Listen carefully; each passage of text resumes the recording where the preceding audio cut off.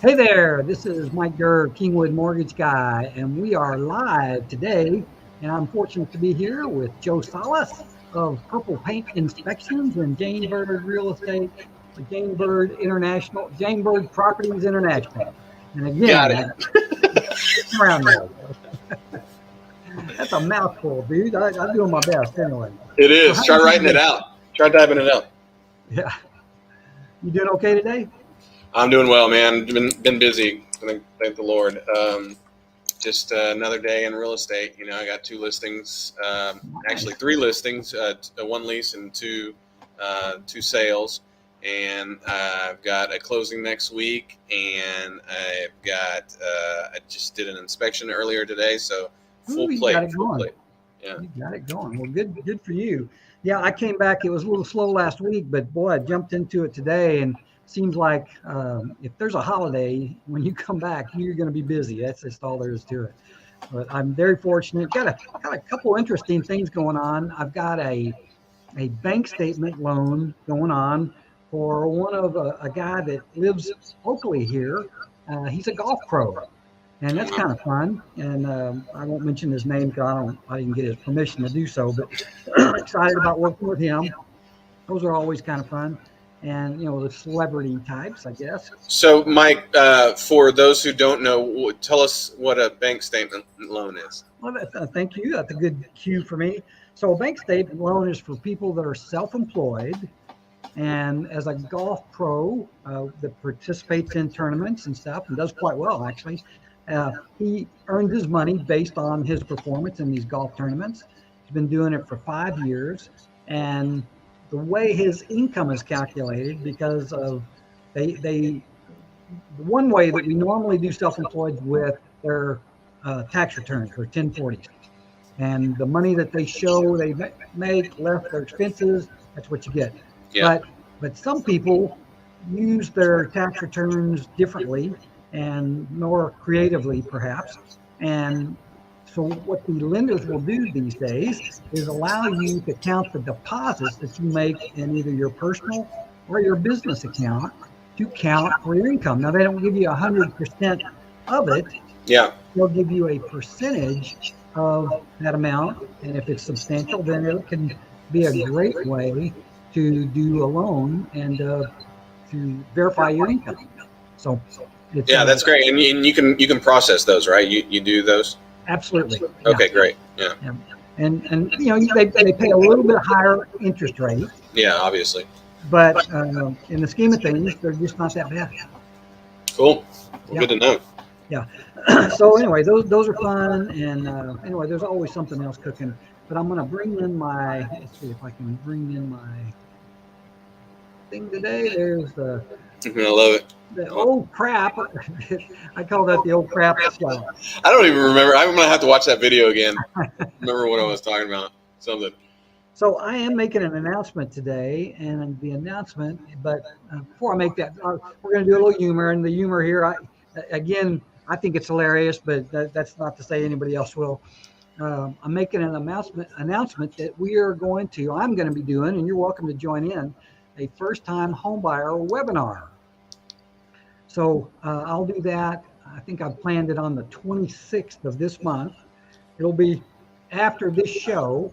I think it's going to start it at 6:30, and I'm going to go over the things we're going to talk about.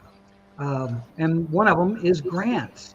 And have not been very active in the zero down programs and this one, but this particular one I like. And so I'll go a little bit over some of that stuff today. We're talking about buying homes and prices increasing. So from what I understand, Joe, from what I can read, home prices are still going up. What's your cut on that? There is some resistance, but it is still a multiple offer situation in certain price ranges. Yeah. But I see some, I don't know if resistance is the right word, but I see some mellowing out, let's say that, Okay. in the market, for sure. I don't disagree. It is a different market out there. I've got here also the forecast, and the forecast is that according to what I read today, that home prices in 2023 and 2024 are going to be higher than they are today. What do you think of that? Yes, I agree. I think that so. I agree. The logical thing you think about when you think about if the prices are going to be higher then than now is a better time to buy than then. Yeah, I think a reasonable disclaimer there, though, or some knowledge. Are they going to rise as fast as they did from, let's say, 2019 through 2021? Maybe not. I don't know. I don't think there's. Yeah, I'm totally on board with that. I think that the amount or the increase rate is going to be much less than it is today. Yeah. But I do see some increased pricing going forward. Yeah. So I think that's good news. And I've also got news that rates are a lot better today than they were last week, or they started getting better last week. And that's very encouraging, where they were tipping their toes into the sixes in the previous week. Today, they're in the mid fives. So that's actually a pretty good thing. And then the last thing I always talk about is the lock and shop. I just think that's a really good program, a smart program for people to get involved in, because there's no down jeopardy at that. So, humor. Wife says to the husband, "Do I look fat?" Husband looks at the wife and goes, "Do I look stupid?"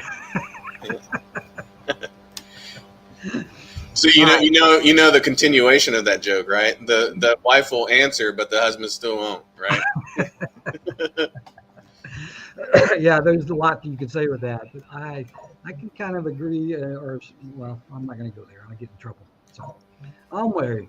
All right, so this is my announcement to all you folks out there that get a chance to watch this, that we are, or I am, and Joe's welcome to be a part of it, what every first-time home buyer should know.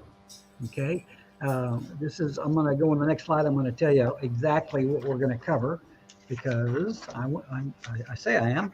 Let me see what I do with that slide. Oh, okay. No, I'm not. Maybe I'm not. Oh, yeah. This is a live show, ladies and gentlemen. Live That's show. right. It is totally live. I mean, all right. So what we're going to cover in this first-time home buyer program or webinar or whatever is the 3 key factors of buying a home. And I forgot to type on there the buying a home part, but I wrote it in my own notes. So the 3 key parts of buying a home. You want to venture out what that's about? What do you think? I'm not going to put you on the spot too hard. All right, then don't. I don't want to. Okay. No guessing. All right. So the first one you might guess could be credit is one of them. Oh, yeah. The second one could be income. And the third one could be assets. Okay. Yeah. All right. Now, of those 3, what is the most important? Income, I guess, right? You got it, baby. That's right. That's the right answer. If you don't have income, you can have rougher credit and you can have little or no money in a lot of cases. But if you don't have income, that deal's not happening. So that is the fact. So good guess on that one. Guess. See that title on there, Mike? I'm the guru. You are. It is. You are the real estate guru. The other thing I'm bringing on there is that what's my sheet there? Where the heck did I go? Wait a minute. It is a live show, and Mike has had my sheet and now it won't. All right, never mind. I'll read here. It's a magic credit score that makes it easier to own a home. So there is one particular credit score. If you get to that level, it'll make it easier for you. All right, let me guess on this one because I don't know it, but I think I know it. 640. 640, that would be one of them. One of them. That'll definitely get you in the FHA world. I was going to say 680. 680, yes. Yep. 680 is, that gives you the options to do both conventional and of course, anytime you're over 700, it's good. But the 640 is, you're right. That's a golden one. But you could also say 580. Yeah, I've heard that too. 580 on an FHA deal. It's not a slam dunk, but Yeah, that's not, it can't be 580 because it's not that easy there, but we can do them. All right. How to raise your credit score on your own without expensive credit repair. And I don't know if you've ever talked to anybody that's gone through credit repair, it's generally kind of expensive. I'm going to show you how to do that so that it's not expensive. Next one, the difference between closing cost and down payment. A lot of people get those mixed up. That's a pretty easy one. I have that discussion every time with a client. Why does it cost so much? Why does this cost that much? And here's a big one: the difference between what you qualify for and what you can afford. That's a major one, because a lot of people think that just because they can qualify for it, they can afford it. And now, this one I think is kind of cool, is how almost anyone can get a $14,723 grant. And that's such a specific number. What's I know. Mike? It's a very specific number, and there's madness there why I gave that number. But it is a percentage of whatever the loan amount is, but it's just about available for everybody. And it comes with some baggage. I'm not going to lie about it, but it's one of those deals that it's going to help some people buy a house. So that's what you can be looking for. And so we're going to be doing that, and I think it'll be something that people will appreciate, and I think they'll benefit from, but we'll see. All right, home sales increasing. So we talked about that. These are information. I think I had this from last week. It went specifically into areas. Austin had a 4.7% bump and is expected to increase 3%. Dallas-Fort Worth 8.3%, but it's slowing to 4%. El Paso 10.5%. Sales increases with a 5.5% or 5.1%. Houston, which we care about, is 2.6% in sales, 2.4% in prices. McAllen, 5.9% in sales, 5.1% in prices. In San Antonio, 5.1% rise in sales and 3.5% rise in prices. So the amount that it's raising is going down a little bit, but boy, I tell you, there's still houses selling on multiple offers. So this is for people that have been on the fence.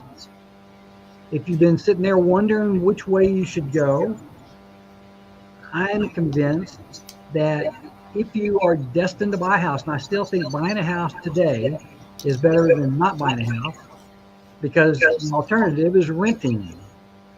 Joe, you tell them, is it better to rent today or is it better to buy? Why do you want to pay someone else for the privilege of living in their house? Stop paying somebody else for that privilege. Buy your own house. That's what I would say. One of the common stories I hear over and over again is that people that rent they're safe. They feel safer renting than buying. But I also hear the same stories of people's rent going up 25%. And in some cases, that's $200, $300, $400 a month. And when you don't have control over what your rent's going to be, and you have to move to, in some cases, not as nice a place as you were habitating before, the whole safety part about buying a house, I mean, you just have so many more options when you own a house. Right, and then you're building value. You're building equity. You're building value. You're improving the house. I mean, you can add on, you can dress up, you can do all those things without having a landlord tell you what you can or can't do. And so if you see my picture of this guy is getting off the fence. And particularly since he saw that he could get a grant, he's really getting off there. This is just another indication that the whole thing that you want when you buy a house is you want the price to increase. And there's nothing in our history, I don't care if you go back 50 years, houses tend to increase in value.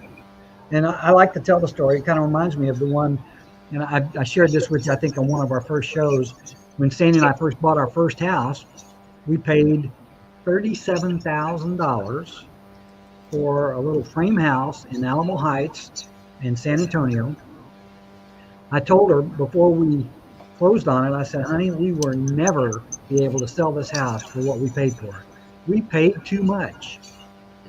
And I haven't looked what that house is for sale for or is in the neighborhood selling for now, but it's well into the 300s. And you almost want to just kick yourself for letting a house like that go, because it was a cute little 2-bedroom frame house in a beautiful neighborhood. And I would be a much happier man with a lot more money today if I'd kept it. But just think about it. I mean, it's just consistent. It just the way that real estate works, it just continually gets more expensive. Oh yeah. Okay, again, this is kind of a repeat slide, but it's what the market says. And I think this is important to go over. There are things going on. There's early signs that the housing market's cooling, primarily because the interest rates are going up. And people are starting to have some concern about the cost of buying a home. If not the interest rates, it's just the cost of the house. But it's going to go higher. There's a little less competition, so that should be good news. You should be seeing a little less activity. I mean, a seller might not see 15 or 20 offers on there, but if they get 5, it doesn't matter. Interest rate and payments, good news, they seem to be stabilizing. That should be good news. And particularly for this is a bit of good news is the people that are staying in their house and wanted to get some of their equity out. This might be a good time to do it as rates have stabilized. Sellers less likely to go in the market because they have to buy something else. And why trade their low rate? A lot of people are rocking out there with 2.5%, 3% interest rates. Why would they jump to a 5% interest rate? Well, they just kind of chill. So cash still king, and stay patient. But I still think that people ought to be looking for houses. Comments, Joe? A good realtor can make your offer more attractive in certain ways, but yeah, I think patience is the key. It kind of reminds me, Mike, when you drive around the mall parking lot looking for a parking, you can either rush off and buy something or park somewhere where you're not even close, or just be patient and keep driving around the lot. Yeah. Or later, you're going to find one of those parking spaces that's a little closer to the store. This is the same thing. Just be patient and, or talk to me and we can buy a house. Hey, you don't have to be that patient. But I like the term discerning. You want to be discerning. Yeah, true. And you got to, it's got to suit you. And sometimes you pay more sometimes than what you really like. That whole you can qualify for it. It may be stretching your affordability, but it's probably going to come back and help you at the end when you sell. So it might be a good time to stretch a little bit. Yep, I agree. Flash rates are better. I think that's big news. Again, I used this chart the other day, but it's almost the same chart where rates are getting down in the mid-5s again. So that is always very encouraging. But if you have any concerns, we still have this lock and shop program. And I'll go through a little bit of exercise to explain this. Is in most cases, in most markets, you have the ability to lock a loan in once you've got a house secured. Well, that's not working for everybody these days. And so if you know that you're going to buy, then today, particularly because rates are down a little bit, you could lock in whatever rate is available today. It's about 5.5%. And that's assuming you've got great credit.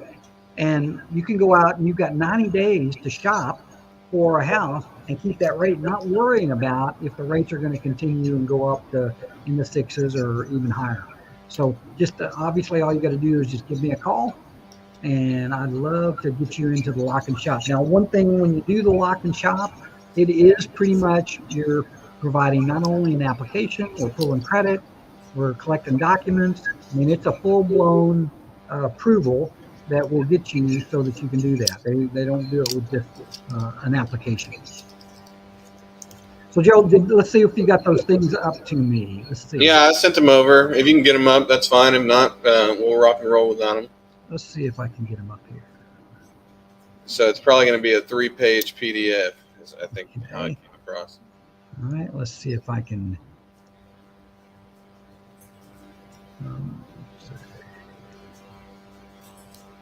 computer. Build files. I think it's going to work. All right.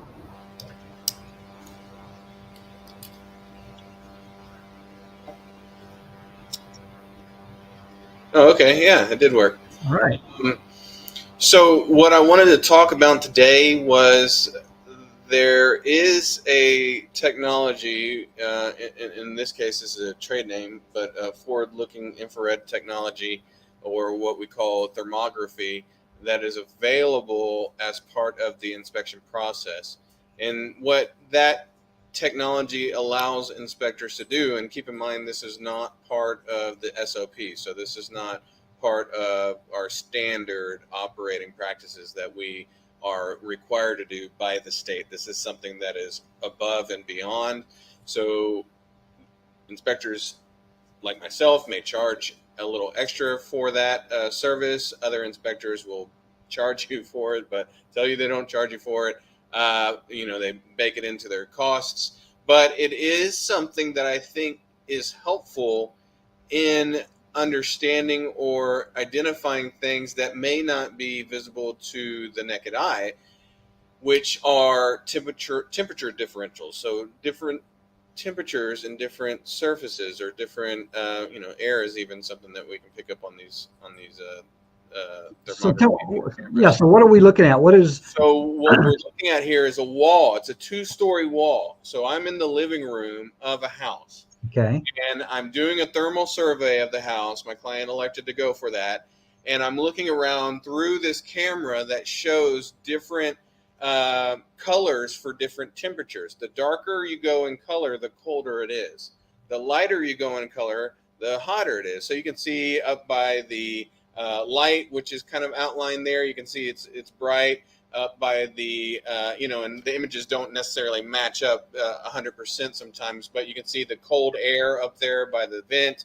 What I wanted to point out, though, in this picture is that there is a yellow-orange strip running top to bottom in the middle of the picture, right? Right. Why is that? So that is missing insulation in an attic area at the second floor wall above the fireplace. There was a chase there that never got insulated. So I was able to identify that for my client. And if we go to the next picture, Mike, similar situation where this was a pre-owned home. Now that last one was a brand new home. So the builder, of course, is going to make effort to fix that. And I just had a buyer that part of their inspection, they found missing insulation in the wall, and the builder opened the wall and put it back in. But this was a pre-owned home. So how it gets solved is a little bit sometimes in negotiations if it gets solved.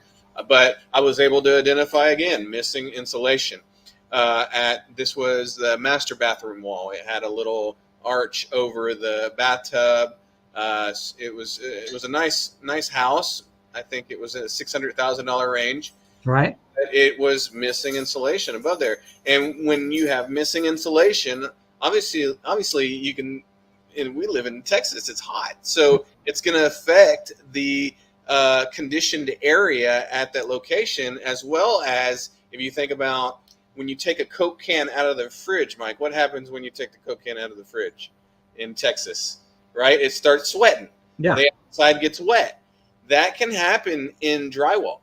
If the inside of the house is cooler, the drywall then becomes the aluminum of the Coke can, and you can have sweat start forming at the drywall. So you can also potentially have microbiological growth in those areas where you have missing insulation. So it's important to know. And then the last picture, Mike, I want to show you, insulation is where everybody's head goes whenever you think about thermography and difference in temperatures. But thermography is also very good at showing you what's cold in relationship to what's around. So this picture is looking at the ceiling of a room that I had already inspected with my eyes and with my flashlight. So I was shining the flashlight everywhere. I'm looking at all the things, and this is the ceiling at the master bedroom in a 3-story townhome downtown in Houston. Okay. I had already done the inspection visually. I had been in the attic area above, but I had this thermography that my clients had elected to do. And so here what you can see is the cold area of water dripping onto the drywall at the ceiling of the master bedroom. Again, I had already inspected visually the room and had already inspected the area that was visible in the attic. So the water heater was above this room in the attic. And it wasn't at the water heater fittings or at the plumbing at the water heater. It was a little bit further back where the leak was. But this thermography and this technology was able to identify that cold area, because as water collected there, it got colder than the attic, right?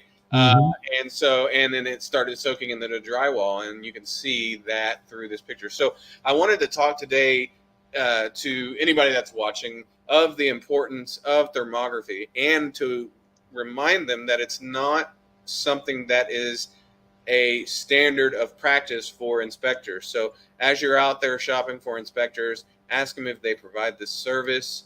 Again, it may be a slight extra charge for a thermography survey, but I think in situations it's better to know than not know, and especially when it comes to water intrusion. Yeah, that's very cool. I was looking at this, and it looks like maybe a body was laying there or something.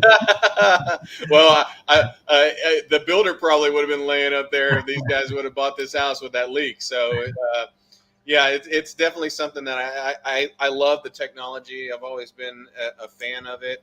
And it's super cool. And I didn't include one picture, but as a story. So we bought this new couch. It's in our living room, right? And this was probably about a year ago. And the dogs were allowed, or at that time we only had one dog. The dog was allowed on the old couch. And I told my wife, if we buy this thousands of dollar couch, I don't necessarily want the dog on it anymore, you know? And Yeah. she agrees. So we kind of tell the dog, and she's older, she's 5 years old. We tell the dog, don't get up on the couch when we're sitting there. Well, we didn't put her in her kennel when we left the house, and she's okay. She's house trained, so we're not worrying about her messing it up. But we didn't think that she would get back up on the couch because we had told her no. So we got back home, and my wife was like, I think Mara was up on the couch. And I said, I don't know. And she goes, yeah, I think so. And I said, you know how we can know? So I got out my thermal camera, and sure enough, you could see her heat signature. Oh, that's funny. Already been up from the couch for like 5 minutes, but you can still see her heat signature surrounding. If anybody is watching this video and you want to look at any more of those photos, I do keep some of them on my Facebook page, Purple Paint Inspections. So just log into Facebook and go to Purple Paint Inspections, and you'll be able to see some more photos. And I think actually even Mara's couch photo is up there. That's fun. Hey, tell me, so how much more does it cost to get a thermal imagery of the house? What's the extra charge for that? It actually depends on square footage, but on let's say a house 3,000 square foot or under, it's only $75 extra. Oh, man. Yeah, that's a slam dunk. Yeah. Especially with that kind of information. All right. That's very cool. I'm glad you brought that. I like that. So, all right. Well, enjoyed being with you today, man. And I think we're about done with our 30 minutes, so we better get off, or they just turn it off. But if you want to get in touch with Joe, tell them what your number is so they can get in touch with you. Yeah, anything to do with real estate inspections or real estate sales, give me a call, 346-224-4224, Purple Paint Inspections, or Byrd Properties International. Those are the two things that I work with. So great. And I'm Mike Durr, Kingwood Mortgage Guy. I'd love to chat with you about any of your loan scenarios. And we'll see you next week, same time, same station. Thanks Mike. Joe. Talk to you later. Bye.